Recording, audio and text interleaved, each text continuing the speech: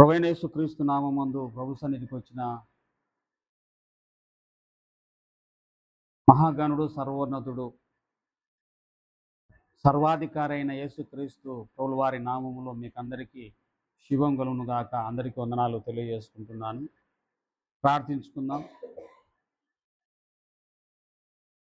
మహోన్నతుడైన మా తండ్రి, సర్వోన్నతుడైన మా ప్రభువ, ఈ సాయంకాల సమయంలో నీ పాద సన్నిధిలోకి వచ్చిన నీ బిడ్డలందరినీ నీ వాక్యపు వెలుగులో తమను తాము సరి చేసుకొని మీరు ఏమై ఉన్నారో ప్రభువా, మీ మాటల ద్వారా మేము నేర్చుకోవడానికి, తెలుసుకోవడానికి నీ సన్నిధికి వచ్చాం. తండ్రి, మీరే నీ మాటల ద్వారా మమ్మల్ని బలపరిచి మా విశ్వాసం యొక్క పరిమాణాన్ని పెంచుకొనుటకు సహాయం చేసి మీకున్న నీ బిడ్డలందరినీ బలపరచమని యేసుక్రీస్తు పరిశుద్ధమైన ఘనమైన నామములో అడిగి వేడుకొని ప్రార్థిస్తున్నాను తండ్రి. ఆమేన్. ప్రభునందు ప్రియులారా, పరిశుద్ధ గ్రంథంలోని రెండవ సమూయేలు గ్రంథము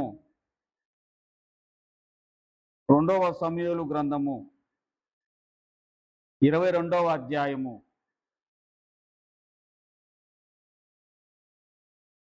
31వ వచనములో దావీదు మహారాజు ఈ విధంగా మాట్లాడుతూ వస్తున్నాడు. ఏమని మాట్లాడుతున్నాడంటే, దేవుడు యథార్థవంతుడు, యెహోవా వాక్కు నిర్మలము, ఆయన శరణుజొచ్చిన వారందరికీ ఆయన కేడెము.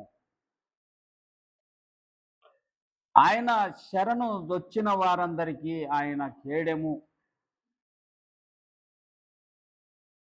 ఆయనను ప్రార్థించిన వారందరికీ ఆయన కేడెము. ఆయనకు మొరపెట్టు వారందరికీ ఆయన కేడెము. ఆయన నమ్ముకున్న వారికి ఆయన కేడెము. ఆయనందు శ్వాసం ఉంచు వారికి ఆయన కేడెము. ఎప్పుడు రాశాడు, ఏ సందర్భంలో ఆయన ఈ మాటలు పలకవలసి వచ్చింది, ఎప్పుడు ఈ మాటలు రాశాడు అంటే 22వ అధ్యాయం మొదటి వచనంలో మనం చూస్తే, యెహోవా తన్ను సౌలు చేతిలో నుండి, తన శత్రువులందరి చేతిలో నుండి తప్పించిన దినమున దావీదు ఈ గీత వాక్యములను చెప్పి యెహోవాను స్తోత్రించెను. అతడిట్లనెను, యెహోవా నా శైలము, నా కోట, నా రక్షకుడు, నా దుర్గము, నేను ఆయనను ఆశ్రయించుదును, ఆయన నా కేడెము అన్నాడు. దావీదు ఈ మాటలు ఎప్పుడు పలుకుతున్నాడు అంటే, ఈ మాటలు 18వ కీర్తనలు కూడా ఇవే మాటలకు ఆయన కీర్తనలు రాశాడు. 18వ కీర్తన కూడా ఇవే మాటలు ఆయన రాశాడు.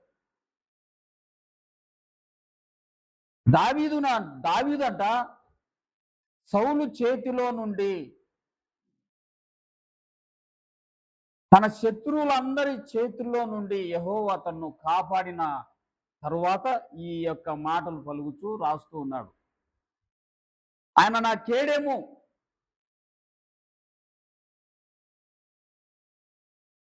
శత్రువుల చేతుల్లో నుండి, విరోధుల చేతుల్లో నుండి, నన్ను చంపడానికి అనేక ఆపదల్లో నుండి, అనేక శోధనలో నుండి నన్ను ఆయన తప్పించాడు. ఏ విధంగా తప్పించాడు? ఆయన నాకు కేడెమై ఉండి తప్పించాడు. ఆయన నా కేడెము అంటున్నాడు. ఎన్నోసార్లు రాయబడి ఉంది, ఆయన నా కేడెము, నా కేడెము అంటాడు. ఈ కేడెమేంటో మనకు తెలిస్తే, ఆయన విరోధుల చేతుల్లో నుండి, శత్రువుల చేతుల్లో నుండి తన ప్రాణమును ఎలా కాపాడాడో మనకు అర్థమవుతుంది. ఈ కేడెం మనకు తెలాలి. మనం చదువుకుంటూ పోతున్నప్పుడు, ఈ కేడాన్ని మనం చదువుతున్నప్పుడు, కేడవన్నప్పుడు ఏదో అది భరోసాతో కూడిన పదము అనుకుంటాం. కేడమంటే ఏంటంటే, ఎదురుగా విరోధి ఏదైనా ఒక బల్లెము కానీ, ఒక బాణము కానీ, ఒక కత్తి కానీ, ప్రాణహాని చేయగలిగిన ఏ ఆయుధమైనా ప్రయోగించినప్పుడు రాజులు తమ ఎదురుగా ఒక కేడాన్ని, ఆపద నుండి తప్పించుకోవడానికి ఒక కేడాన్ని వాళ్ళు నిలుపుకుంటారు, ఒక కేడాన్ని వాడతారు. రాజులు యుద్ధాలలో వాడే ఒక ఆయుధం అది, ఒక డాలు వంటిది. దాన్ని గురించి మనం తెలుసుకోగలిగితే దావీదు ఎందుకు యెహోవా నా కేడేమో అన్నాడో మనకు అర్థం అవుతుంది. అది ఎట్లుంటుందంటే దాని సైజ్ ఎంత ఉంటుందంటే 7 అడుగులు హైట్ ఉంటుంది, 3 అడుగులు ఎడల్పు ఉంటుంది. అది ఎట్లుంటుందంటే మన డోర్ లాగా ఉంటుంది. మన తలుపు, మన సింగిల్ తలుపు ఉంటుంది కదా, మనకు 2 తలుపులు ఉంటాయి ఇంటికి. మన చర్చికి కూడా 2 తలుపులు ఉన్నాయి. ఒక సింగిల్ తలుపు లాగా ఉంటుంది. దాని వెనుక ఒకటి పట్టుకోవడానికి ఒక కొండిలాగా వెనుక ఉంటుంది. దాన్ని యుద్ధం జరిగేటప్పుడు, లేకుంటే ఎక్కడైనా ఆపద ఉన్నప్పుడు, ఎక్కడైనా ప్రాణహాని ఉన్నప్పుడు రాజులు వాడే ఒక యుద్ధ పరికరం అది. వాళ్ళు దాని వెనుక ఉండి ఎదురుగా వేసే ప్రతి ఒక్క ఆయుధాన్ని వాళ్ళు తప్పించుకోవడానికి, వాళ్ళకు తగలకుండా కేడం తగిలి అక్కడ పడిపోవడానికి వాడే ఆ ఒక పరికరమే దాన్ని కేడెము అంటాం. దాన్ని మొదటి మానవులు ఎట్లా తయారు చేసుకున్నారంటే, ఒక పశువును వధించేవాళ్ళు. పశువును వధించి దాని చర్మం ఒలిచి ఆ చర్మాన్ని ఎండబెట్టేవాళ్ళు. ఎండిన తర్వాత దాన్ని అది వంగిపోకుండాన్నట్లుగా చుట్టూరా తుమ్మకర్రలతో కట్టేవారు. మధ్యలో కర్ర కట్టేవారు. ఆ కర్ర పట్టుకునేవారు. సైజు ఒకే విధమే, 7 అడుగుల హైటు, 3 అడుగుల ఎడల్పు, ఒక తలుపులాగా.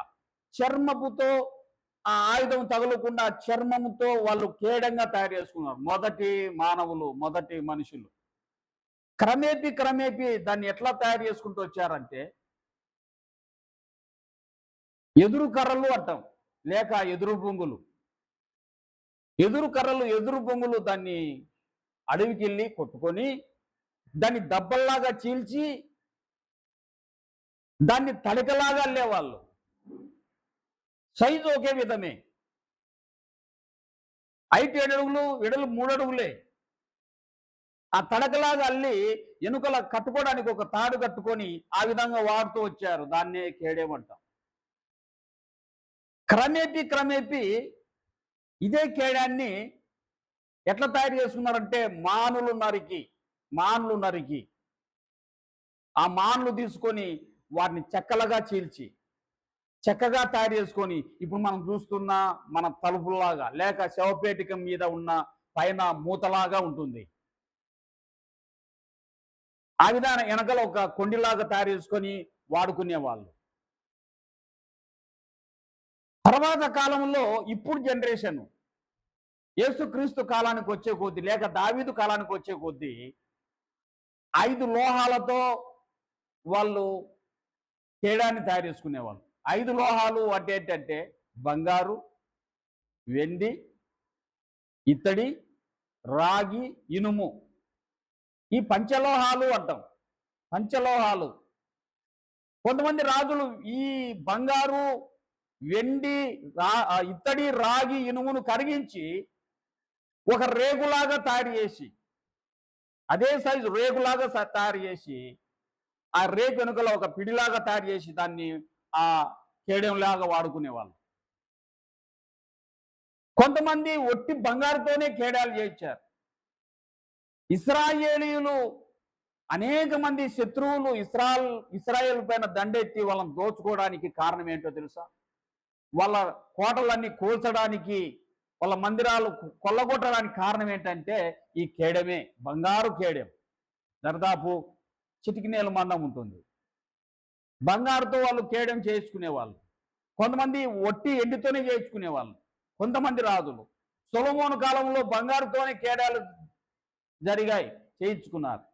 కొంతమంది వెండితో, కొంతమంది ఒట్టి ఇత్తడితో, కొంతమంది రాగితో, కొంతమంది ఇనుముతో, కొంతమంది 5 లోహాలతో ఆయా కాలాన్ని బట్టి ఆయా ప్రజలు ఆయా మార్పులు జరిగిస్తూ కేడాలు చేస్తూ వచ్చారు. ఈ కాలంకి వచ్చే కొద్దీ అది ఇనుముగా మారిపోయింది. ఇనుముగా కేడంగా తయారు చేసుకుంటున్నారు. ఆయా కాలాన్ని బట్టి ఆ కేడే మారుతూ వచ్చింది, కానీ మారని దేవుడు యేసుక్రీస్తు ప్రభువు వారొక్కరే. ఎందుకు ఈ దావీదు యెహోవా నా కేడెము, ఆయన శరణుకొచ్చిన వారందరికీ ఆయన కేడమే, ఆయన కాపాడువాడు, కేడాన్ని పోల్చి మాట్లాడుతూ వచ్చాడు. ఎందుకంటే దావీదుకు బాగా తెలుసు, ఇట్టి కేడాలు దావీదును రక్షించలేదు. దావీదును రక్షించింది యెహోవా నా కేడమే. అందుకు యెహోవా నా కేడెము అని ఆ కేడాన్ని పోల్చి, దేవునికి పోల్చి, యెహోవాకు పోల్చి ఆ కేడాన్ని మాట్లాడుతూ వచ్చాడు. ఎందుకంటే దావీదును రక్షించింది ఈ కేడమే. ఎందుకంటే సౌలు చేతిలో నుండి, అనేక మంది శత్రువుల చేతుల్లో నుండి, విరోధుల చేతుల్లో నుండి, ప్రాణాని నుండి తప్పించింది ఈ కేడమే, యెహోవా నా కేడమే. ఈ కేడాలు కాదు దావీదును రక్షించింది. దావీదు బాగా తెలుసు. ఒక సందర్భంలో దావీదు ఒక విజయం పొందాడు. ఏమిటి ఆ విజయం అంటే గొలియాతు పైన విజయం.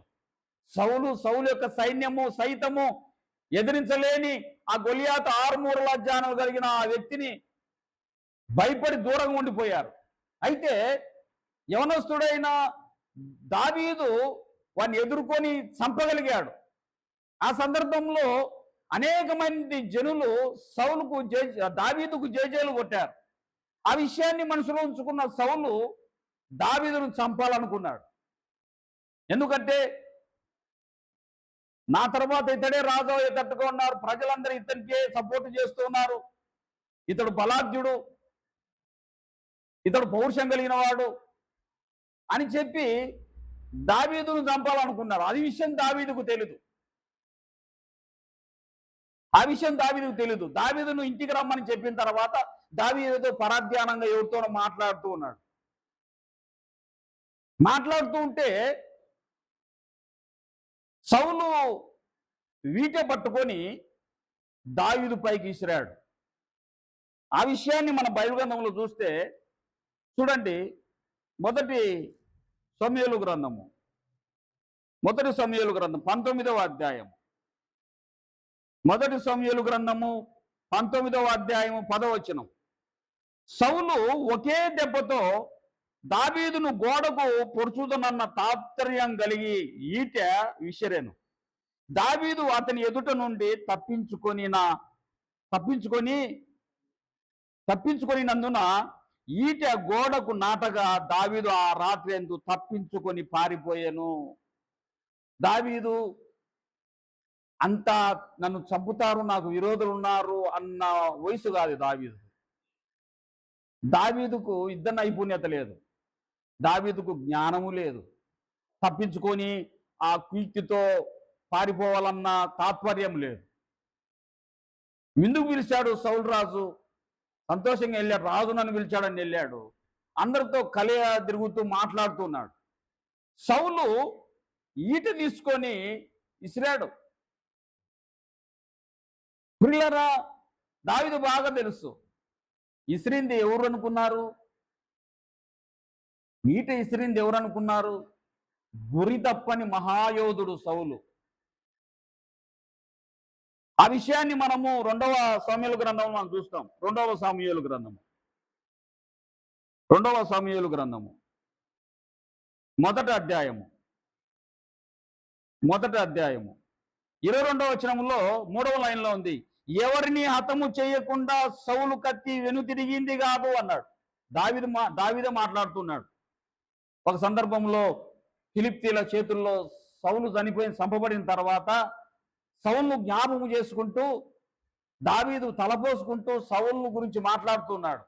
ఏమంటున్నాడంటే, సౌలు రాజు కత్తి అయినా, సౌలు రాజు ఈటైనా, సౌలు రాజు బాణమైన శత్రువును హతము చేయకుండా తిరిగి వచ్చింది కాదట. ఇసిరింది మామూలు వ్యక్తి కాదు, మహాభుజశాలి,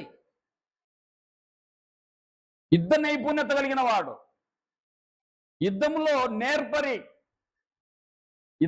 నేర్పరి. అతడు ఎప్పుడు ఎవరి మీద బాణం వేసిన తన జీవిత కాలంలో, సౌలు యొక్క బ్రతుకు దినములలో అతడు వేసిన ఈట శత్రువు హతం చేయకుండా వెనుతిరిగింది కాదట. దావీదు అంటున్నాడు ఆ మాట. శత్రువును హతం చేయకుండా తన ఈట నిర్వీర్యమైనది కాదు, ఖచ్చితంగా గురి తప్పింది కాదు. అతడు మంచి విద్యాశాలి, రాజు, మంచి నేర్పరి, దేవుని చేత అభిషేకించబడిన వాడు సౌలు. ఇశ్రాయేలీయులందరూ ప్రత్యేకంగా ఎన్నుకోబడిన వాడు, మంచి గురి కలిగిన వ్యక్తి. తన జీవితకాలంలో ఎప్పుడు తను వేసిన ఆ ఈట వెనుతిరగకుండా, శత్రువును హతం చేయకుండా తిరిగి వచ్చింది కాదు. అటువంటి వ్యక్తి ఏమీ తెలియని దావీదు పైన, వివేకం లేని దావీదు పైన, తెలివితేటలు లేని దావీదు పైన, చిన్న వయసు కలిగిన దావీదు పైన, పరధ్యానముగా ఉన్న దావీదు పైన ఈట విసిరితే ఆ ఈట దావీదు తప్పించుకొని గోడకు పొడుచుకుంది. అది దావీదు బాగా తెలుసు. సౌలు విషయం దావీదు బాగా తెలుసు. నన్ను తప్పించింది నా ఎదురుగా యెహోవే. హల్లెలూయా. నా ఎదురుగా ఉన్నది యెహోవే. నా ఎదురుగా ఉన్నది నేను స్తుతిస్తున్న నా దేవుడే. నా ఎదురుగా ఉన్నది నన్ను తప్పించింది, నా ప్రాణమును కాపాడింది, నాకు జీవాన్ని ఇచ్చింది. నా బ్రతుకు దినములలో అనేకమైన శత్రువుల నుండి, అనేకమైన ఆపదల నుండి, అనేకమైన ప్రాణహాల నుండి నన్ను రక్షించింది, కాపాడింది.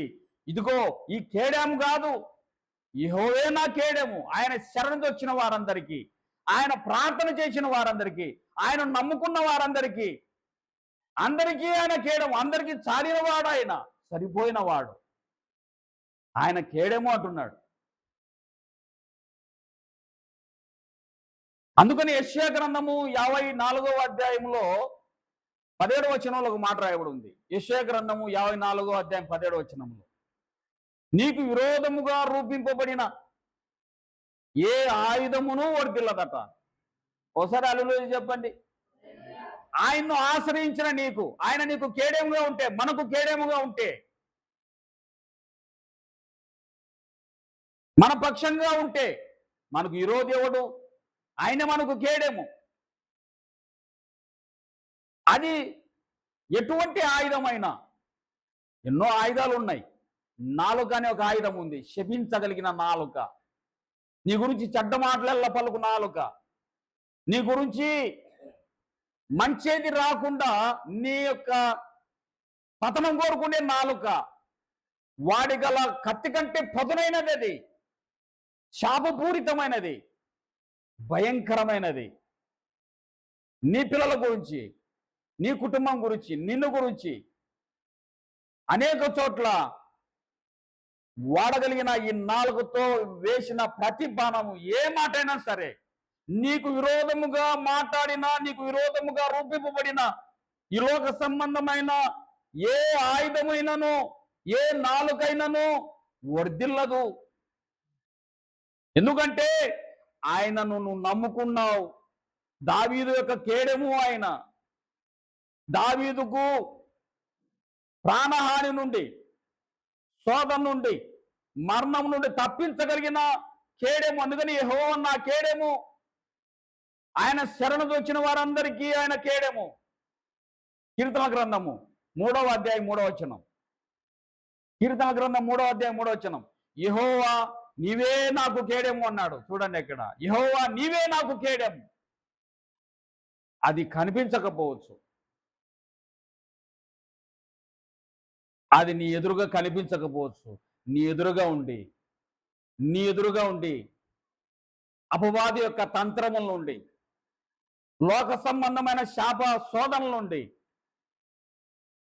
నీ పతనమును కలిగిన ఏ ఆయుధమైనను, రూపింపబడిన ఏ ఆయుధమైనను వర్ధిల్లదు అన్న సంగతిని నేను మరొకసారి మీకు గుర్తు చేస్తూ ఉన్నాను. ఏ ఆయుధమును వర్ధిల్లదు. అది కేడెము, దావీదు యొక్క కేడెము. ఆ కేడాన్ని ఆశ్రయించు వారందరికీ ఆయన ఆ కేడెము నిలిచి ఉండే కేడెము. అది ఆయన శరణుతో వచ్చిన వారందరికీ ఆయన కేడెము. నువ్వు వాదించాల్సిన అవసరం లేదు, నువ్వు గొడవ పడాల్సిన అవసరం లేదు. నీ నీతిని గురించి, నీ మంచిని గురించి నువ్వు తెలియపరచుకోవడానికి బాధపడాల్సిన అవసరం లేదు. ఆయన నీకు కేడంగా నిలిచి నీ పక్షంగా ఉన్నప్పుడు నీకు ఏ విరోధి ఉండగలుగుతాడు, నిలబడగలుగుతాడు? అవును, దావీదు యొక్క కేడెము. దావీదు జీవితకాలం అంతా కూడా ఆయనకు శత్రువులు బహుమంది. ఇశ్రాయేలీయుల రాజులలో, పరిపాలించిన రాజులలో దావీదుకున్నంత శత్రువులు ఏ రాజుకు ఉండరేమో. కానీ చాలామంది రాజులు హతమయ్యారు మధ్యలోనే, చాలామంది మధ్యలోనే చనిపోయారు. దావీదు మాత్రం వృద్ధాప్యము దేవుడు పిలిచేటంత వరకు నిలబడ్డాడు. ఏ ఆయుధము తన శరీరం పైన ఒక్క కాటు కూడా పెట్టలేదు. ఎందుకంటే దావీదు యొక్క శత్రువులు కనురెప్ప పాటులో ఆయన, ఒకవేళ కనురెప్ప పాటులో ఆయన బలహీనంగా ఉన్నా, కనురెప్ప పాటులో ఆయన కుంగిపోయి ఉన్నా, పరధ్యానంగా ఉన్నా, చంపడానికి అనేక మంది ఎప్పుడు బయట ఇంట ఎప్పుడూ తన బిడ్డలతో సహా, తన పిల్లలతో సహా దావీదు యొక్క పతనం కోరుకునేవారే. దావీదుకు బాగా తెలుసు కనుకనే దావీదు, యెహోవా నా కేడెము, ఆయన నన్ను రక్షించువాడు, నన్ను కాపాడినవాడు, నా ప్రాణమును కాపాడినవాడు. కాబట్టి నా ప్రాణమా ఆయన చేసిన మేలు నువ్వు మరవద్దు అంట 103వ కీర్తనలో. యెహోవా నాకు చేసిన ఉపకారములన్నిటికీ నేనేమి చెల్లించేదను. చూడండి, 103వ కీర్తన చదువుకుందాం. నా ప్రాణమా యెహోవాను సన్నిధించుము. 103వ కీర్తన. నా ప్రాణమా యెహోవాను సన్నిధించుము, నా అంతరంగమునున్న సమస్తమైన పరిశుద్ధ నామమును సన్నిధించుము. నా ప్రాణమా యెహోవాను సన్నిధించుము. ఆయన చేసిన ఉపకారములలో నువ్వు దేనిని మరవకుము.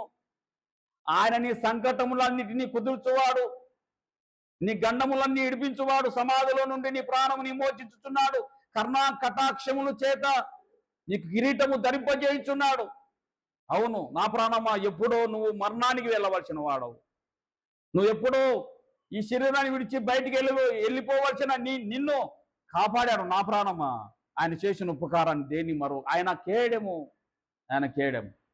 కాబట్టి ఆయనకు మాత్రమే కాదు, ఆయన నమ్ముకున్న వారందరికీ ఆయన కేడెం. ఆయన నమ్ముకున్న వారందరికీ ఆయన కేడెం. నీకు విరోధముగా రూపింపబడిన ఏ ఆయుధము వర్ధిల్లదు. నువ్వు ఆయన ఆశ్రయించు, ఆయన్ను ధరించు. ఈ కేడాన్నే పౌలు మరొక మాట ఉపయోగించాడు. చూడండి, ఎఫెసీయులకు రాసిన పత్రిక, ఎఫెసీయులకు రాసిన పత్రిక 6వ అధ్యాయము, ఎఫెసీయులకు రాసిన పత్రిక 6వ అధ్యాయం 12వ వచనంలో ఈ విధంగా రాయబడి ఉంది. మనము పోరాడున్నది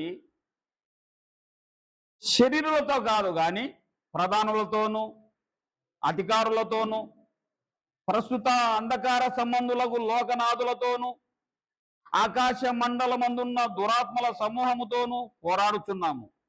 అందుచేతను మీరు ఆపద్దినమందు వారిని ఎదిరించుటకును, సమస్తము నెరవేర్చిన వారై నిలవబడుటకును శక్తిమంతులు ఉన్నట్లు దేవుడిచ్చు సర్వాంగ కవచమును ధరించుకునుడి. పౌలు ఈ కేడానికి మరొక పేరు పెట్టాడు. పరిశుద్ధుడైన పౌలు కృత నిబంధన వచ్చే కొద్దీ, యేసుక్రీస్తు పునరుత్థానుడు అయ్యే కొద్దీ, యేసుక్రీస్తు యొక్క పరిశుద్ధాత్మను ఈ లోకానికి దేవుడు పంపిన తర్వాత ఆ పరిశుద్ధ ఆత్మను పొంది సర్వాంగ కవచమును మీరు ధరించండి. ఈ కేడం ఒకవైపు మాత్రమే మన పైన దాడి చేస్తున్న వారి నుండి ఒకవైపు మాత్రమే మనల్ని కాపాడుతుంది. ఎందుకంటే ఇట్లా దాడి జరుగుతున్నప్పుడు ఆ కేడాన్ని మనం ఇట్లా పెట్టుకోవచ్చు, ఇక్కడ దారి జరిపితే దాన్ని ఇక్కడ జరుపుకోవాలి, ఇక్కడ దారి జరిపితే ఇక్కడ జరుపుకోవాలి. ఒకవేళ ఎనుక పక్క నుండి దారి జరిపితే మనం కేడు ఇక్కడ జరుపుకోవాలి. కానీ ఆయన అంటున్నాడు, ఆపద్దినమందు మనం తప్పించుకోవాలంటే దురాత్మ సమూహాలు మనకు శత్రువులుగా ఉన్న ఆకాశ మండలం మందు దురాత్మ సమూహాలు అవి మనుషులను ప్రేరేపించి, ఈలోక మనుషులను ప్రేరేపించి నీకు ఏ విధంగా దాడి చేయాలనుకున్నా, దురాత్మ సమూహాలు ఏ విధంగా నిన్ను ఆవరించి నిన్ను పతనం చేయాలనుకున్నా, నువ్వు అని ఎదిరించడానికి శక్తిమంతులో ఉన్నట్టు సర్వాంగ కవచనాన్ని ధరించుకుని. సర్వాంగ కవచం అంటే నిలువెల్ల అరికాల మొదలుకు నడినెత్తి వరకు ఎక్కడ ఏ గాయము ఎటువంటి శోధన జరగకున్నట్లుగా సర్వాంగ కవచము ధరించుకోనండి అన్నాడు. అదే పరిశుద్ధాత్మ. పరిశుద్ధాత్మ ధరించుకోనండి. ఎటువైపు నుండి మీకు ఆపద రాకుండా దేవుడు సర్వాంగ కవచమై మిమ్మల్ని రక్షిస్తాడు. ఆ సర్వాంగ కవచం యేసుక్రీస్తు ప్రభువారు. యేసుక్రీస్తు నామమందు ప్రార్థించండి, యేసుక్రీస్తు నామమందు బాప్తిసం పొందండి, యేసుక్రీస్తు నామమందు బల్లాలో పాల్పొప్పులు పొందండి, యేసుక్రీస్తు నామమందు నిరీక్షణ కలిగి ఉండండి ఆయన రాకడ కొరకై. యేసుక్రీస్తు నామమందు మరణం వరకు సహించి నమ్మకంగా ఉండండి. అదే సర్వాంగ కవచం. అదే నిన్ను కాపాడుతుంది, అదే నిన్ను రక్షిస్తుంది. ఆయన నామం ముందు ప్రార్థన చేస్తే నిన్ను రక్షిస్తుంది, ఆయన నామం ముందు బాప్తిసం పొందితే అది నిన్ను రక్షిస్తుంది. ఆయన నామమందు నువ్వు నిరీక్షణ కలిగి ఓర్పుతో శోధనలు జయించడానికి ఆయన నమ్ముకొని ఆయన వైపు చూస్తే అదే నిన్ను రక్షిస్తుంది. ఈలోక శోధనలన్నీ, ఈలోక శ్రమలన్నీ తట్టుకుంటూ అంతవరకు నువ్వు సహిస్తే అది నిన్ను కాపాడుతూ రక్షిస్తుంది. అదే దావీదు చేసింది, అదే దావీదు యొక్క కేడెము. ఈరోజు పౌలు దాన్ని కవచము అంటున్నాడు. సర్వాంగ కవచము, అది సర్వాంగ కవచము. అటువంటి ఆ సర్వాంగ కవచమే యేసుక్రీస్తు ప్రభువారు. ఆ సర్వాంగ కవచమే యేసుక్రీస్తు ప్రభువారు. అదే గొప్ప రక్షణ, సర్వలోక మానవాళికి మహా ఆనందం కలిగించే రక్షణ అది. దావీదు పట్టణమందు, దావీదు కేడమైన దావీదు పట్టణమందు యేసుక్రీస్తు ప్రభువారు రక్షకుడుగా కేడంగా ఈ లోకంలో పుట్టాడు ఆయన. ఎవరైతే ఆ కేడాన్ని ఆశ్రయిస్తారో, ఎవరైతే ఆ కేడాన్ని నమ్ముకుంటారో, ఎవరైతే కేడాన్ని తమ సొంత రక్షకునిగా విశ్వసిస్తారో వారందరికీ రక్షించగలిగిన కేడెము దావీదు కేడెము. అదే సర్వాంగ కవచము, అదే యేసుక్రీస్తు నామము. అట్టి యేసుక్రీస్తు నామము ఇక్కడ వచ్చిన మీకు అందరికీ, మనందరికీ కేడమై, మనందరికీ కవచమై నిరంతరం కాపాడి రక్షించునుగాక. ఇక్కడ వచ్చిన మీకు అందరికీ కూడా అట్టి కేడెము నిరంతరం మీకు ఎదురుగా ఉండి, మీ ఇరుపక్కలా ఉండి మిమ్మల్ని రక్షించి కాపాడునుగాక. అట్టి కృప పరిశుద్ధాత్మ దేవుడు ఇక్కడ చేయని వారందరికీ దయచేయునుగాక. ప్రార్థించుకుందాం.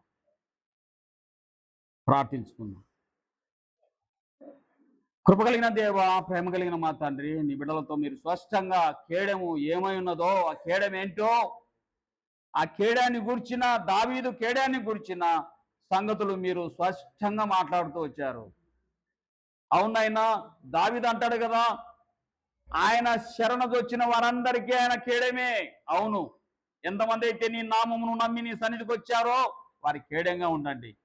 ఎవరైతే నీ నామమును బట్టి యేసు నామముందు ప్రార్థిస్తున్నారో వారికి నైనా సర్వాంగ కవచంగా ఉండండి.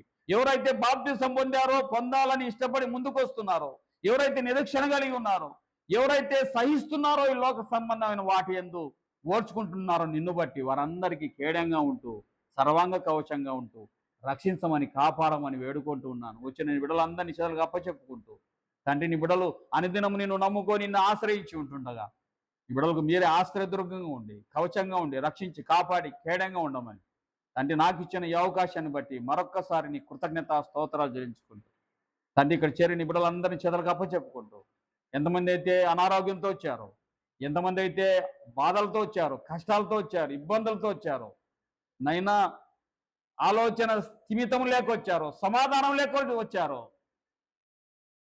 నైనా అపవాది యొక్క శోధనలు తట్టుకోలేకొచ్చారో వారందరికీ నువ్వు సర్వాంగ కవచమై ఉండి, వారందరికీ నువ్వు కేడమై ఉండి వాళ్ళని రక్షించి కాపాడి ఈ లోక సంబంధమైన మాటల నుండి, ఈ లోక సంబంధమైన దురాత్మ సమూహాల నుండి, ఈ లోక సంబంధమైన కష్టముల నుండి కాపాడి వాళ్ళని రక్షించమని. దావీదు కేడెమా మాకు కేడంగా ఉండండి ప్రభువా, మాకు కేడంగా ఉండండి స్వామి, మాకు కేడంగా ఉండండి. నీకు శరణు దొచ్చిన వారందరికీ ఆయన కేడమే అన్నాడు కదా దావీదు. నీ శరణు దొచ్చుతున్నామయ్యా, నీ శరణుతో చుట్టున్నామయ్యా, నీ శరణుతో చుట్టున్నామయ్యా. నైనా నీ పాదాల దగ్గర కూర్చున్నాం ప్రభువా, నీ మాటలు విన్నాం ప్రభు. నైనా నిన్ను నమ్ముకున్నాము తండ్రి. కేడంగా ఉండండి స్వామి. నైనా అవునైనా మా పైన అపవాది వేసే ప్రతి బాణము కనిపించనిది మా హృదయమును గాయపరుస్తూ ఉంది. మాటల చేత మా హృదయము పొడుస్తూ ఉంది. గాయాలు మానలేదు ప్రభు. నైనా శోధనలో, నైనా బాధల్లో, నైనా తల్లడిల్లిపోతున్న నీ బిడ్డలను ప్రభువు కనికరించండి, బాగు చేయండి, నిలవబడండి, రక్షించండి, రక్షకుడుగా ఉండి నడిపించమని ఇక్కడ చేరిన బిడ్డలందరినీ పేరు పేరుని దీవించి ఆశీర్వదించమని, కనికరించమని, నిన్ను ఆశ్రయించిన ప్రతి ఒక్కరికి కేడంగా ఉండమని యేసుక్రీస్తు నామమందు ఈ మనవులు అడిగి వేడుకొని ప్రార్థిస్తున్నాను తండ్రి. ఆమె.